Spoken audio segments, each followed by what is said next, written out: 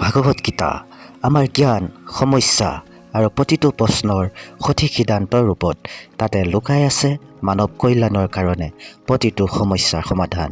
আজি বিষয় হৈছে ভাল মানুহৰ লগত সদায় বেয়াটো কিয় হয় আৰু সদায় কষ্টৰ মাজত জীৱন ধাৰণ কৰা যায়, ইয়াৰ কাৰণ কি? যদি আপোনাৰো মনত এনে প্ৰশ্ন উৎপত্তি হৈছে তেনেহ'লে আগবাঢ়ো আজি ভিডিঅ' মাজলৈ। আপুনি নিশ্চয় নিজকে উপলব্ধি কৰিব পাৰিছে, যিসকল লোকে ভাল কৰ্ম কৰিছে তেওঁলোকৰ দুখ বেছিকৈ হয়, কিন্তু যিসকলে বেয়া কৰ্ম কৰিছে তেওঁলোকৰহে সুখ বা সুখী হৈ আছে। ভাল কৰ্ম কৰাসকলে সদায় সমস্যাত ভুগি আছে আৰু অধৰ্ম চলাসকল সদায় সুখত আৰু ভৰপূৰ আনন্দৰ মাজেৰে জীৱন অতিবাহিত কৰিছে আৰু ভাল কৰ্ম কৰাসকলে সদায় পৰীক্ষা দি থাকিব লগা হৈছে। আৰু প্ৰতিটো সমস্যা সমাধানৰ ক্ষেত্ৰত অৰ্জুন ভগৱান কৃষ্ণৰ ওচৰলৈ গৈ প্ৰতিটো প্ৰশ্নৰ উত্তৰ জানিছিল। ইয়াৰ বিষয়ে ভগৱান শ্ৰীকৃষ্ণই অৰ্জুনক কৈছিল।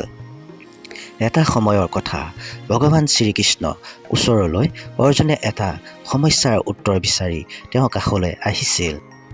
শ্ৰীকৃষ্ণই সুধিলে, কোৱা অৰ্জুন, কি বিষয়ে জানিব বিচাৰিছা? অৰ্জুনে ক'লে, মই এইটো বিষয় জানিবলৈ বিচাৰিছোঁ, ভাল মানুহৰ সদায় দুখ আৰু সমস্যাবোৰ বেছি, ইয়াৰ আচলতে কাৰণ কি? আৰু সেই বেয়া লোকসকল সদায় সুখী, আনন্দ আৰু কোনো ধৰণৰ যে সমস্যা নাই। অৰ্জুনৰ কথা শুনি ভগৱান শ্ৰীকৃষ্ণই ক'লে, মানুহে যিদৰে ভাবে আৰু যিদৰে উপলব্ধি কৰে আচলতে একো নাই, কেৱল মানুহৰ অজ্ঞানতাৰ কাৰণতেই সঁচাকি বুজি নাপায়। অৰ্জুনে ইয়াৰ বিষয়ে ভালদৰে জানিবলৈ পুনৰাই শ্ৰীকৃষ্ণক ক'লে, আহক ভালদৰে জানো ভগৱান শ্ৰীকৃষ্ণই ইয়াৰ বিষয়েনো কি ক'লে। শ্ৰীকৃষ্ণই অৰ্জুনক ক'লে, হে অৰ্জুন, এটা কাহিনী তোমাক ক'লে নিশ্চয় বুজি পাবা। মানুহৰ কৰ্মফল কিদৰে মিলে। এই প্ৰকৃতিয়ে সকলোকে চলিবলৈ এটা ৰাস্তা দেখুৱাইছে। এতিয়া মানুহ নিজৰ ওপৰত নিৰ্ভৰ হ'ব লাগে। মানুহে ধৰ্মীয় পথত চলে নে অধৰ্ম পথত চলে? কথা আৰম্ভণি কৰি ভগৱান শ্ৰীকৃষ্ণই ক'লে, এজন মুনিৰ দুজন শিষ্য আছিল। দুয়োজন শিষ্য সৰুৰ পৰাই মুনিৰ আশ্ৰমতেই থাকি ডাঙৰ হৈছিল। মুনিৰ লগতেই জীৱনৰ ধৰ্মীয় শিক্ষা লাভ কৰিছিল। মুনিজনে দুয়োজনকে সদায় সমান দৃষ্টিৰে চোৱা চিতা কৰিছিল, কিন্তু দুয়োজনৰ ভিতৰত এজনহে ভাল আছিল। তেওঁ গুৰুৱে কোৱা কথা মানি চলিছিল, ভক্তি ধৰ্মৰ প্ৰতি শ্ৰদ্ধা আৰু নিজৰ কৰ্ম দায়িত্ব ভালদৰে মানি চলিছিল। তেওঁ ঈশ্বৰক বহু ভাল পাইছিল, কৰ্ম সদায় ভাল কৰিছিল আৰু নিষ্পাপৰ বিষয় লক্ষ্য ৰাখিছিল, যেন তেওঁৰ কৰ্মৰ দ্বাৰা কোনো ধৰণৰ পাপ নহয়। মুনিয়ে দিয়া শিক্ষা মন দি অধ্যয়ন কৰিছিল, ডাঙৰক সন্মান কৰিছিল, বেয়া চিন্তা আৰু বেয়া দিশত কোনো ধৰণৰ মোহ কৰা নাছিল, সদায় সত্যৰ প্ৰতি লক্ষ্য আছিল আৰু সত্যতাটোহে সদায় মানি চলিছিল। সিজন শিষ্য সম্পূৰ্ণ বিপৰীত আছিল। মুনিয়ে দিয়া শিক্ষা গ্ৰহণ কৰা নাছিল, মনত কুজ্ঞান আৰু বেয়া চৰিত্ৰৰো ভাৱ আছিল।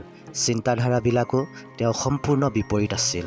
মুনিয়ে সেই কথা ভালদৰে জানিছিল, কিন্তু মুনিয়ে তেওঁক ভাল দিশে আনিবলৈ চেষ্টা কৰিছিল যদিও তেওঁৰ চৰিত্ৰ শুধৰাব পৰা নাছিল।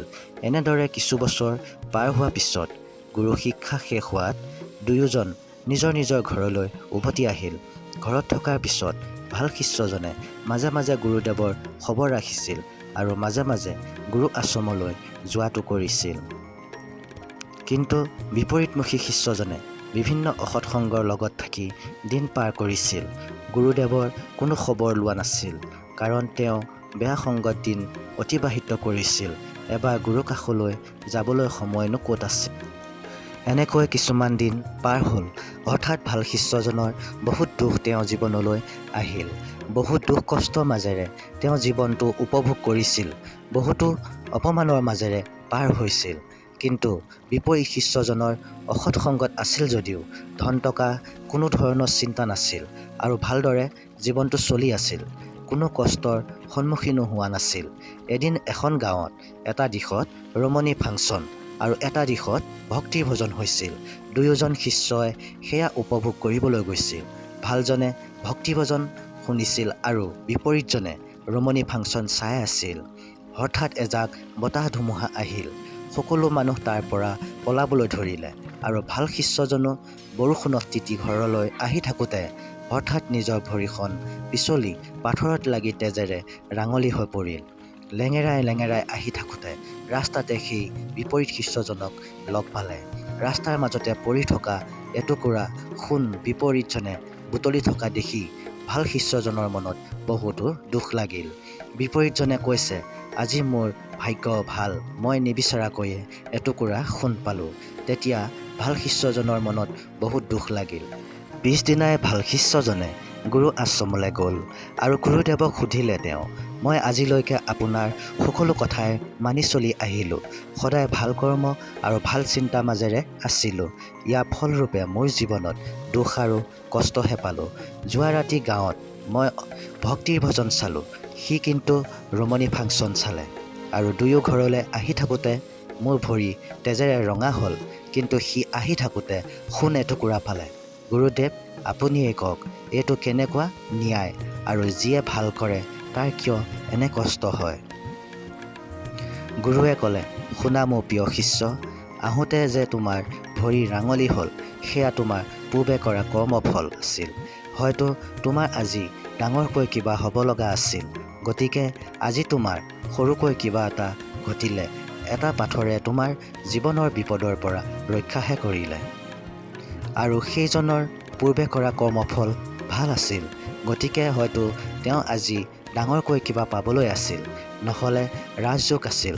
কিন্তু তেওঁ আজি কৰি থকা ভুলৰ কাৰণে নিজৰ ভাগ্যত সকলো হেৰুৱাই এটুকুৰা মাত্ৰ সোণহে পালে। কাহিনী কৈ শেষ কৰি ভগৱান শ্ৰীকৃষ্ণই অৰ্জুনক সুধিলে, অৰ্জুন, এতিয়া তোমাৰ প্ৰশ্নটোৰ উত্তৰ নিশ্চয় বুজি পাইছা। কেৱল ভাল কৰ্ম কৰি যোৱা, ভগৱানে কেতিয়া কি ৰূপত কি দিয়ে ধৰিব পৰা নাযায়।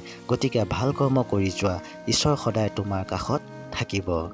গতিকে কোনোৱে কৰা কৰ্মফল কেতিয়াও বেকাৰ নাযায়। যি যেনেকুৱা কৰ্ম কৰে তেনেকুৱাই ফল পায়। ভাল কৰ্মৰ দ্বাৰা কেনেকৈ নিজৰ জীৱন জিলিকাব পাৰি নিশ্চয় জানিলে প্ৰিয় দৰ্শক। গতিকে এই কথাষাৰ বিশ্বাস কৰি নিজৰ জীৱনটো ভাল কৰ্ম কৰি যোৱা এটা পদক্ষেপ গঢ়ি তোলক। চাব ঈশ্বৰে আপোনাকো বিপদৰ পৰা হাত সৰাই ৰাখিব আৰু ভগৱান সদায় সত্যজনৰ লগতহে বা ভাল কৰ্ম কৰাজনৰ লগতহে সহায় কৰি আগবঢ়াই নিয়ে। প্ৰিয় দৰ্শক, এয়া আছিল আজিৰ মূল কথাখিনি।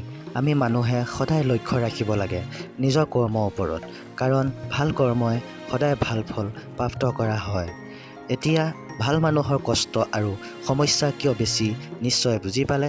সেয়া পূৰ্বে কৰা কৰ্মফলৰ পৰিণতি, কাৰণ কৰ্মৰ দ্বাৰাই ভাগ্য নিৰ্ধাৰণ হয়। দৰ্শকবৃন্দ, আজি ভিডিঅ'টো কেনে পালে জনাব। লাইক, শ্বেয়াৰ, কমেণ্ট আৰু ছাবস্ক্ৰাইব কৰি ল'ব বুলি আশা কৰিলোঁ। ধন্যবাদ।